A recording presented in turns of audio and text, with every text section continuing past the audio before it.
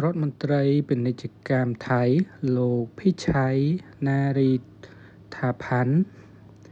នៅថ្ងៃសៅរ៍នេះបានបញ្ជាឲ្យមានការត្រួតពិនិត្យដោយតឹងរ៉ឹងចំពោះការនាំចូលដំឡូងមីនៅតាមបណ្តាច្រកព្រំដែនពីកម្ពុជា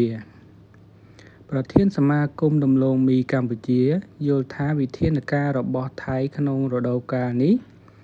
មិនទាន់ប៉ះពាល់អ្វីធ្ងន់ធ្ងរដល់ដំឡូងមីខ្មែរនៅឡើយទេ ត្បិតថាមិនទាន់ដល់រដូវប្រមូលផលដំឡូងមី សង្គ្រាមអ៊ីស្រាអែលនិងអ៊ីរ៉ង់ឈានចូលថ្ងៃទី 9 ហើយ ថ្ងៃនេះអ៊ីស្រាអែលបញ្ជាក់ថាបានវាយប្រហារគ្រាប់ប្លង់សម្លាប់មេបញ្ជាការអ៊ីរ៉ង់ម្នាក់ទៀត ដែលរូបគេនេះធ្លាប់បានរៀបចំការវាយប្រហារដ្រូនទៅលើប៉ែកនិរតីប្រទេសអ៊ីស្រាអែល រដ្ឋអំណាចតេហេរ៉ង់ក៏អះអាងថាពីយប់ថ្ងៃសុក្រឈានចូលថ្ងៃសៅរ៍ អ៊ីរ៉ង់បានបន្តវាយប្រហារដ្រូនចំនួន 136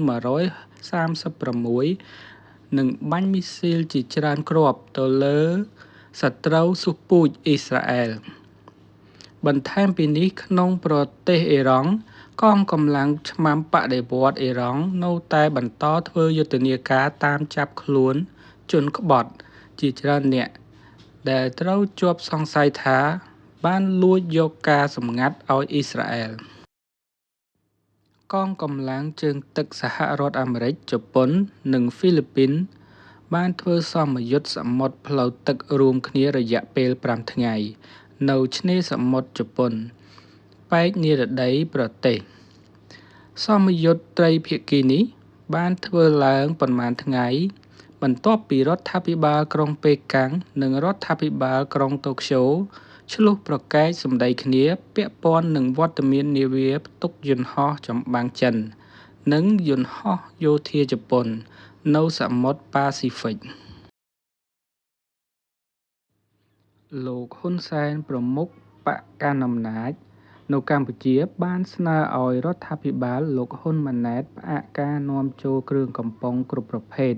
តាំងពីគ្រឿងស្រវឹង ភេសជ្ជៈប៉ូវកម្លាំងគ្រប់ប្រភេទ រហូតដល់ត្រីខកំប៉ុង ឬសាច់កំប៉ុងគ្រប់ប្រភេទពីប្រទេសថៃ វិធានការត្រូវបានអតីតនាយករដ្ឋមន្ត្រីកម្ពុជាចាត់ទុកថាដើម្បីបញ្ជៀសការគំរាមកំហែងនានាពីក្រុមជ្រុលនិយមថៃ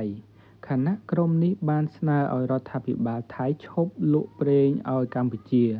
អ្នកឃ្លាំមើលស្ថានភាពសង្គមនិងសេដ្ឋកិច្ចកម្ពុជាមានសតិធិនិយមថាកម្ពុជាអាចរស់បានដោយមិនពឹងផ្អែកលើអាហារកំប៉ុងរបស់ថៃ ព្រោះកម្ពុជាមានដៃគូពាណិជ្ជកម្មច្រើនទៀតដែលអាចជួយបំពេញសេចក្តីត្រូវការរបស់ពលរដ្ឋកម្ពុជា នៅថ្ងៃសៅរ៍ទី 21 ខែមីនា ឧត្តមស្នងការសហប្រជាជាតិទទួលបន្ទុកជនភៀសខ្លួនលោកហ្វីលីប៉ូ ហ្គង់ឌី បានបញ្ជាក់ថាមិនត្រូវឲ្យសង្គ្រាមរវាងអ៊ីរ៉ង់និងអ៊ីស្រាអែលបង្កជាវិបត្តិជនភៀសខ្លួនសារជាថ្មីនៅតំបន់មជ្ឈិមបូព៌ាឡើយ ប្រជាជនទាំងពីរប្រទេសជាច្រើនអ្នកបានចាប់ផ្ដើមរត់ភៀសខ្លួនបណ្តើរទៅប្រទេសជិតខាង តួយ៉ាងអេស៊ីប អាហ្សេបៃសង់ និងមេនីជាដើម